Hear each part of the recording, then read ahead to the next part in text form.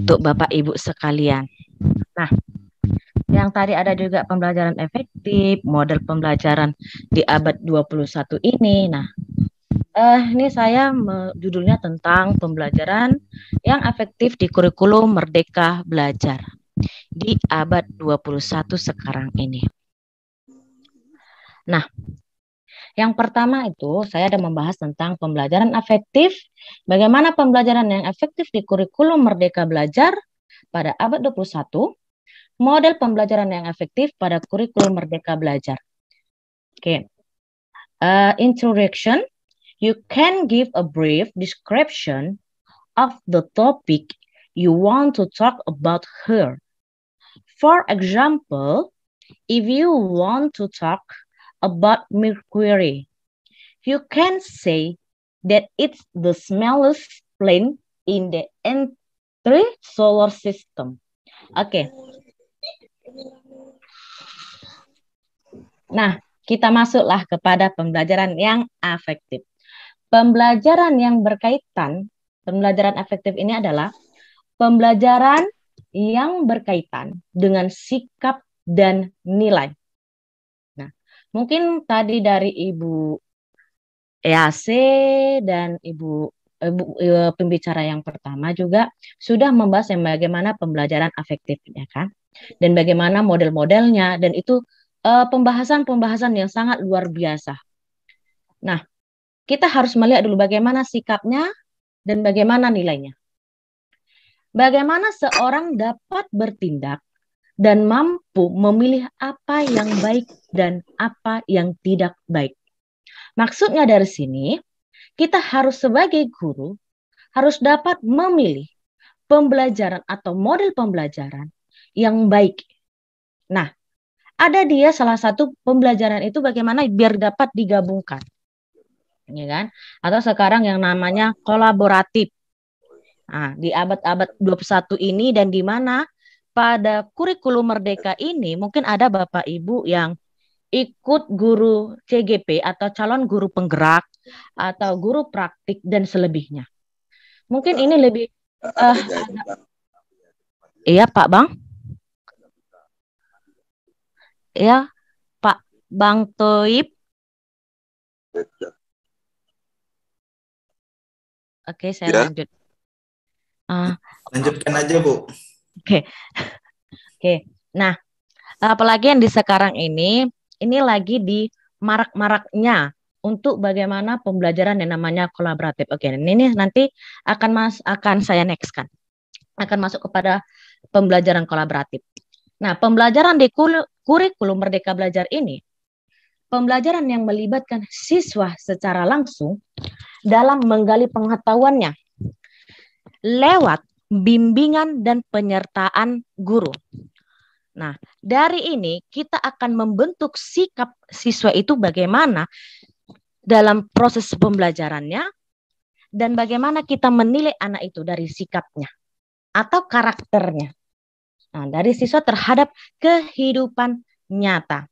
Nah, ini ada lagi Merdeka Belajar. Yang pertama guru. Nah, guru ini bebas berinovasi untuk belajar dengan mandiri dan kreatif. Kita sebagai guru jangan yang terlalu monoton, yang terlalu membosankan, beri yang sangat yang membuat anak itu semakin termotivasi dalam pembelajaran yang kita berikan. Nah, siswa ini pun bebas berinovasi untuk belajar dengan mandiri dan kreatif. Mungkin Bapak Ibu pernah mendengar yang namanya gaya belajar, ya kan? Dan siswa ini atau kita harus bisa melihat setiap siswa itu gaya belajarnya berbeda-beda. Nah, kita harus bisa karena ada siswa ini dia itu sangat kreatif di bidang A gitu atau di bidang B atau dia sangat kreatif di bidang seni. Bagaimana kita sebagai guru bisa mengcombine atau mengkolaboratifkan pembelajaran dua mata pelajaran menjadi satu. Seperti itu. Nah, akan menjadi namanya pembelajaran afektif. Nah, mungkin ini model pembelajaran ini sudah tadi sebagian dipaparkan oleh pembicara yang pertama. Yang pertama yang saya akan mengulang kembali itu ada problem based learning. Mungkin Bapak Ibu sudah terbiasa dengan problem based learning atau PBL. Baru model pembelajaran project based learning. Ya kan? Kedua, model pembelajaran kolaboratif learning. Baru ada pembelajaran cooperative learning. Ada discovery learning dan self-directed learning. Oke. Yang bagaimana problem based learning? Problem based learning itu adalah metode pembelajaran yang dipacu oleh permasalahan. Nanti kita akan, Bapak Ibu akan nanti saya ajak di akhir slide saya, ada suatu gambar dan kita akan mencari suatu permasalahan dan menggabungkan dari beberapa mata pelajaran menjadi satu. Oke, itu nanti akan saya tampilkan. Nah, yang mendorong siswa untuk belajar dan bekerja kooperatif dalam kelompok untuk mendapatkan solusi, berpikir kritis. Nah, sekarang ini lagi boomingnya yang namanya literasi, numerasi, ya kan, dan HOTS, ya, hack order thinking skill. Nah, dan analisis, mampu menetapkan serta menggunakan sumber daya belajar pembelajaran yang sesuai. Nah, ada langkah-langkah dari PBL. Yang pertama, orientasi siswa pada masalah. Yang kedua, mengorganisasi siswa untuk belajar. Yang ketiga, membina penyelidikan maupun kelompok. Yang keempat, mengembangkan dan menyajikan hasil. Dan yang kelima, menganalisis dan mengevaluasi proses dari materi yang akan kita sampaikan kepada siswa. Nah, yang kedua itu adalah project based learning. Di mana model ini yaitu berpusat pada peserta didik untuk melakukan suatu investigasi yang mendalam terhadap suatu topik yang akan kita sampaikan. Nah, yang pertama langkahnya itu menetapkan tema proyek, menetapkan konteks belajar, merencanakan aktivitas-aktivitas kepada siswa, dan memproses aktivitas siswa, dan bagaimana menerapkan aktivitas siswa itu. Nah, ini tadi mungkin sudah dipaparkan ya, kolaboratif. Ini saya lewatkan saja. Nah, kita masuk kepada cooperative learning. Cooperative learning ini adalah model pembelajaran dengan memberikan tugas kepada siswa yang lebih pandai dalam sebuah kelompok kecil yang hasilnya akan dipresentasikan kepada kelompok lain di dalam kelas. Nah, contohnya, langkahnya, menyampaikan tujuan dan memotivasi siswa, menyajikan informasi, mengorganisasikan siswa ke dalam kelompok-kelompok belajar, membimbing kelompok bekerja dan belajar. Kita mengevaluasi dan memberikan penghargaan. Terkadang kita sebagai guru, kalau saya mengatakan kita sebagai guru ini, pernahkah kita membuli anak secara tidak langsung, Bapak Ibu? Bagaimana Bapak Ibu? Tidak pernah. Yakin tidak pernah, Pak Kelambanua. Nih, mengapa saya mengatakan kita pasti pernah secara tidak langsung? Sebenarnya, membuli itu bukan berarti kita harus yang mengapakan dia kepada siswa kayak siswa-siswa yang lain membuat dia semakin down. Banyak kita yang seperti sebagai guru, secara tidak langsung kita itu tidak memberikan motivasi, tapi makin membuat dia down. Secara tidak langsung kita katakan kita membuli dia. Contoh, kamu itu bodoh sekali. Nah, itu dengan kalimat guru, mungkin kalau saya dulu ya, ini saya dulu. Saya dulu pernah guru saya itu selalu mengatakan, si Anu bodoh sekali, si Anu bodoh sekali. Sehingga secara tidak langsung anak itu menjadi down. Menjadi down. Nah, yang kedua, kita membulinya yang kedua itu dengan kita selalu memberikan perhatian-perhatian kepada orang-orang yang pintar. Seperti tadi yang saya katakan. Gaya belajar anak itu berbeda-beda. Ada anak itu, dia tahu teori, tapi tidak tahu cara praktek. Dia tahu praktek, tapi teori dia kurang. Ya kan? Ada anak itu, dia hanya diam, tidak banyak. Contoh kita mengasih pertanyaan, kita suruh anak itu menjawab, dia diam, tapi kalau ditulisnya, dia bisa menjawab dan nilainya benar. Sedangkan yang si A, nah itu si B. Sedangkan si A, dia hanya dengan menjawab dan selalu mendekati kita, kita anggap dia itu pintar. Secara tidak langsung, kita sebenarnya sudah membuli dia. Secara tidak langsung. Nah, makanya kita sebagai guru harus bisa memilah-milah bahasa kepada siswa, bagaimana kita menyampaikan tujuan dan memotivasi siswa itu dalam belajar, agar menyukai pembelajaran kita. Ada juga, ini dulu ya, pepatah mengatakan gini sama, entah pepatah, entah apa gitu. Kalau gurunya kita sukai, pelajarannya akan kita sukai. Tetapi, bila gurunya kita tidak sukai, maka pembelajarannya pun akan tidak kita sukai. Nah, berarti Betul. apa yang ya, maka apa dari situ? Di mana kesalahannya? Ya kan? Di mana kekurangannya? Bukan siswanya. Tetapi itu adalah gurunya. Bukan siswanya, tapi gurunya. Maka kita sebagai guru ini semakin banyak kita dikembangkan oleh workshop, ya kan, ataupun pelatihan-pelatihan bagaimana pengembangan guru untuk pembelajaran yang lebih aktif dan kreatif. Bukan aktif dan kreak, tapi aktif dan kreatif. Oke, kita lanjut kepada discovery learning. Nah, discovery learning ini adalah memahami konsep, arti, dan hubungan melalui proses intuitif dan akhirnya sampai kepada suatu kesimpulan. Discovery terjadi bila individu terlibat terutama dalam penggunaan proses mentalnya untuk menemukan beberapa konsep dan prinsip. Nah, yang pertama, pemberian rangsangan. Inilah tadi, dari kooperatif masuk kita kepada discovery. Seperti contoh saya tadi, secara tidak langsung tadi saya bilang, kita guru pernah mengatakan, kita sebagai guru pernah membuli anak secara tidak langsung dengan kata-kata kita. Ya kan? Nah, dengan rangsangan-rangsangan stimulus yang kita berikan kepada anak, kita doktrin dia bodoh, dan dia akan menjadi merasa dia bodoh. Kenapa saya mengatakan seperti itu? Bapak saya tuh selalu mengatakan kepada saya, kamu tuh bodoh, walaupun saya sudah mendapatkan ranking. Kamu tidak seperti saudaramu yang lain itu sangat pintar. Sehingga saya itu merasa saya tuh bodoh. Padahal di luar, orang beranggapan saya itu kreatif, mampu, tetapi di lingkup keluarga saya dianggap bodoh. Nah, itulah makanya ini discovery learning ini bukan hanya bisa untuk ke sekolah ya, untuk terhadap orang tua pun bisa.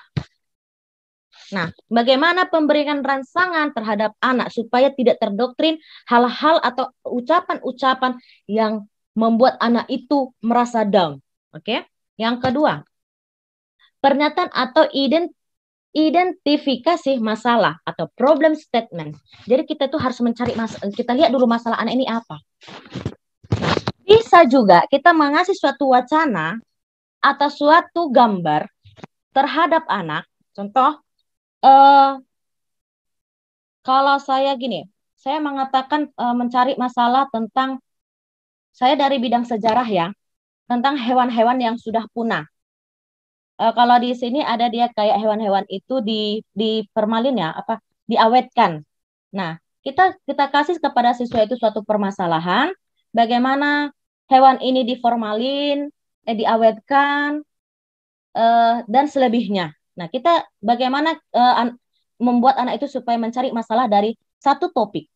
Nah, baru dari itu kita ajak anak itu untuk pengumpulan data atau data collection. Oke, yang terakhir itu adalah self-directed learning, di mana SDL ini atau singkatannya SDL, belajar untuk memiliki keterampilan dalam belajar mandiri.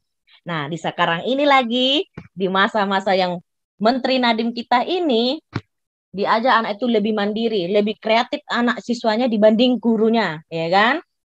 Nah, seorang individu yang proaktif memiliki inisiatif yang tinggi, banyak ide, dan penuh semangat dalam belajar. Nah, individu yang memiliki kemampuan self-directed learning ini adalah siswa yang memiliki kemampuan yang sangat tinggi. Nah, langkahnya, aktivitas awal proses pembelajaran, kita kasih aktivitasnya terhadap siswa. Baru yang kedua, kita ciptakan suatu lingkungan yang positif, ya kan?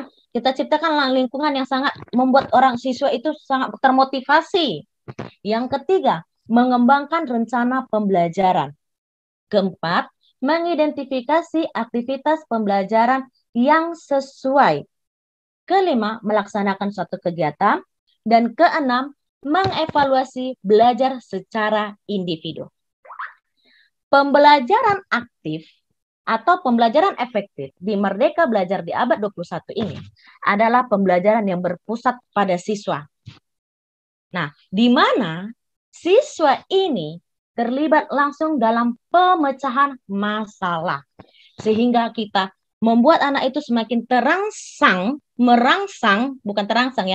merangsang siswa dalam berpikir kritis. Siswa yang kreatif, inovatif, dan afektif. Siswa dengan leluasa berimajinasi dan berkreasi dalam belajar dengan bimbingan guru. Oke, saya mau bertanya kepada Bapak Ibu dulu. Adakah di sini yang guru sejarah? Adakah di sini yang guru fisika? Dan adakah di sini yang guru kimia? Halo? Bapak Telambua apanya? Pak Beziduhu, Bapak ini mata pelajaran apa, Pak? Oke. Halo? Ya, Pak. Saya memang mata pelajaran sejarah, Ibu, tapi kalau dilihat dari jurusan saya orang ilmu hukum. Baik, Pak. Jadi, Bapak guru sejarah? Iya, saya ngambil sejarah karena memang nggak ada yang relevan dengan hukum di tingkat SLTA, SMA, MA. Oke. Nah, dari gambar yang saya tampilkan yang pertama ya, Pak ya. Kita masukkan kepada yang ini aja, yang goa. Ini adalah salah satu goa. Ya. Yang ini adalah salah satu goa yang dimana goa ini penuh dengan kayak katanya ini ada kristal-kristalnya dan mempunyai sejarah. Nah, kalau ini kita berimajinasi ya, kayak mana Bapak mengkolaboratifkan dari satu materi ini kepada materi yang lainnya. Mata pelajaran apa aja yang Bapak ajak? Maksudnya pada mata pelajaran yang lain, Ibu ya? Iya. Karena kan pasti Bapak mengangkat ini kan dari segi sejarahnya. Nah, dari beberapa ini kan gini. Kita membawa siswa studi tour atau membawa siswa ke lapangan kayak suatu goa dan kita mencari sejarahnya.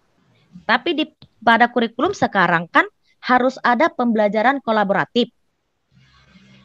Ya. Nah, terus mata pelajaran apa saja yang Bapak ajak dalam pembahasan dari goa tersebut? Buat sementara Ibu, saya nggak pernah mengaitkan dengan mata pelajaran lain karena memang mata pelajaran yang diambil dulu kan sejarah.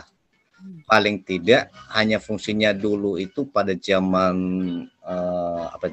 purba, manfaat goa itu yang digunakan oleh nenek moyang kita. Tetapi untuk mengaitkan dengan mata pelajaran yang karena kami di sini adalah masih belum menggunakan yang kurikulum merdeka. Baik, Pak. Baik, Pak. Nah, dari gambar saya ini, dari goa tersebut bisa seperti yang dikatakan Bapak tersebut, Bapak Beziduhu. Ini bisa dikaitkan di mana pada zaman prasejarah manusia purba itu tinggal di goa. Nah, dari segi kimia ini adalah di sini ada dikatakan kayak kristal-kristal, cairan kristal-kristal. Nah, kalau dari segi kimia ini ada zatnya. Jadi ini kita bisa mengajak siswa kayak studi tour dan kita bisa mengkolaborasikan dengan pelajaran kimia dan juga pelajaran geografi. di pelajaran geografi. Nah, bagaimana kalau sekolah tersebut ya kan tidak pernah atau tidak melakukan studi tour gitu ke lokasi, bisa kita kayak studi ke dalam suatu video, ya kan? Kita kasihkan suatu video, kita kasih anak itu berimajinasi di dalam satu kayak apa ya, lab. Nah, di situ ada 3 mata pelajaran dan ujungnya nanti akan dikasih proyek seperti ini. Format pelaporan tugasnya. Nah, kita buat kepada siswa itu pelaporan tugasnya perkenalan diri, tujuan pembuatan tugasnya, alat dan bahan yang digunakan siswa, proses pembuatannya, itu ada IPA, IPS, matematika, dan penyajian. Nah, penyajian ini bisa dari segi PPKN dan bahasa Indonesia. Nah, jadi kita di sekarang ini di pembelajaran Merdeka Belajar ini kita diajarkan bagaimana mengkolaboratifkan, tapi tidak semua kita gabungkan menjadi satu, mengkolaboratifkan. Kita harus mencari tema yang mana yang pas untuk kita kolaborasikan. Gitu. Nah, Mas Bu, jadi tujuannya di sini Ibu hanya untuk kolaborasi, Pak. Kolaborasi ya, tetapi untuk menguasai mata pelajaran lain itu tentukan tidak gitu. Karena saya rasa setiap guru itu pasti dia lebih cenderung pada bidangnya masing-masing. Iya. Baik, Pak. Nah, begini, Pak. Sewaktu saya pernah menjadi guru, saya pernah membawa siswa saya itu studi tour ke Goa tadi, Pak. Nah, ke Goa tadi. Nah, di situ saya mengajak guru, kayak guru kimia, guru fisika, guru geografi. Nah, tapi pada sebelum kita masuk kepada studi tour itu, kita sudah masuk kepada pengarahan-pengarahan, Pak. Kita jelaskan dulu bahwa dalam proses pembuatan ini ada zat ini yang terjadi di sini. Gitu, Pak. Sehingga dia bisa menyebabkan menjadi kristal gitu. Nah, itu kan siswa itu jadi berimajinasi saja gitu. Jadi kita bawa dia ke lapangan gitu, Pak. Jadi menunjukkan bahwa ini seperti ini, dari segi sejarahnya seperti ini gitu, Pak. Itu dapat gitu, Pak. Dan itu pernah saya lakukan sewaktu saya menjadi guru, Pak. Nah, rupanya di sekarang ini saya itu kan dulu saya kan belum pala ada tuh ke kurikulum Merdeka Belajar, masih yang namanya K13 ya kan, belum pala diterapkan yang namanya kolaborasi. Nah, rupanya sekarang ini saya melihat, rupanya lagi digalakkan yang namanya kolaborasi, gitu Pak. Nah, kalau di tingkat SMA bisa kita suruh siswa itu membuat suatu poster. Nah, poster ini bisa kita masukkan kepada TikPak. Kalau bagian teknologi itu kayak Canva itu kan udah termasuk dalam teknologi. Nah, bisa kita join gitu, atau kita bukan join sih, bisa kita yang namanya kolaborasi. Nah, kita bisa vlog, masukkan ke vlog, kita suruh siswa itu masukkan ke vlog, kita suruh siswa itu masukkan ke blog, ataupun mading. Nah, kalau untuk tingkat anak SD, itu kita masukkan kepada mading. Karena pasti anak SD itu kan kurang paham yang namanya poster, ya kan? Bagaimana pembuatan poster, vlog atau blog. Tapi anak SD sekarang sudah bisa yang namanya TikTok. Jadi mereka bisa menampilkan video itu dari TikTok. Dan itu pun kita kisarkan dari kelas tinggi. Kalau kelas rendah saya kurang ini, tapi yang saya tahu itu di kelas tinggi. Seperti itu. Tunggu ya, kok dia terbalik ya. Oke. Nah, ada di sini mengatakan harus merubah mindset dari kebiasaan mengajar konvensional dan mendominasi kelas menjadi mengajar kontekstual dan berpusat pada siswa. Oke, Oke, eh, saya kembalikan kepada moderator.